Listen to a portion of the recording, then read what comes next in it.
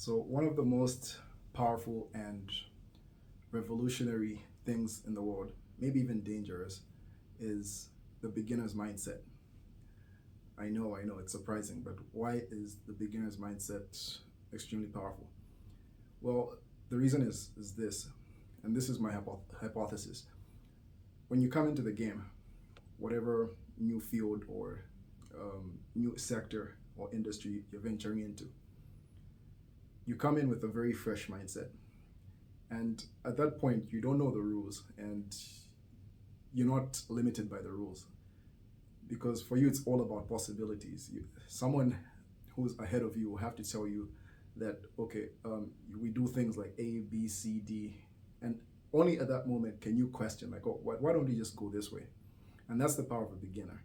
So people who have become masters, actually, I think the people who have reached like high levels of proficiency or mastery over field are very unlikely to come up with like revolutionary or industry transforming ideas, because they're so used to following an exact pattern which they have followed several times for efficiency.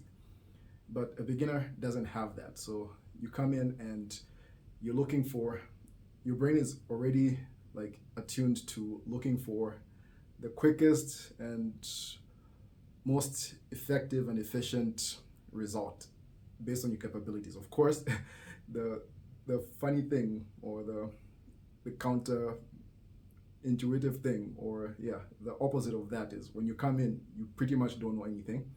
But that lack of knowledge is your greatest power. And if I was to give like advice, I would say your insights as a beginner, maybe it's important to like take notes of those things, because you can find that as you become more advanced and reach a level of mastery of that field, you forget some of those insights, when it is actually some of those insights which, when you're a master, if you were to apply them, they can like level up your game.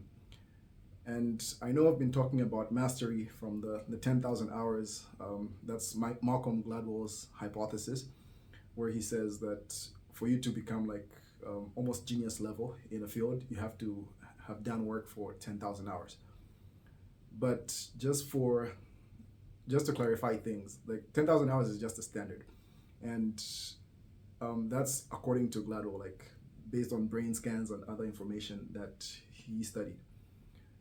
But every master knows, if there's such a thing as a master, everybody who's been in an industry for so long knows that there is no such thing as mastery. Like, it's continuous improvement every day. And in fact, the real leaders of the game are always trying to put themselves back into a beginner's mindset.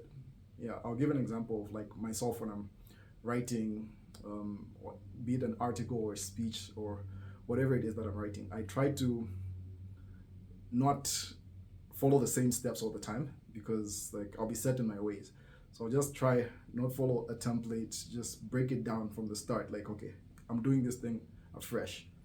And yeah, let me just go into that creative element. So I feel like a beginner again, and I can have this new way of looking at things, which most people who are set in their ways won't have.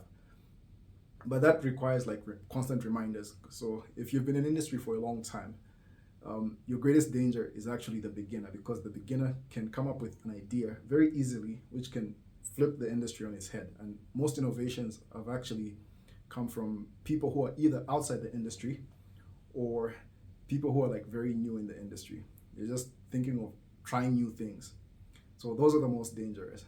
And if you're like highly proficient at whatever it is that you're doing, once in a while, and actually I would recommend frequently, try to think like a beginner. Try to find new ways, more efficient, more effective ways of thinking differently from how you normally operate.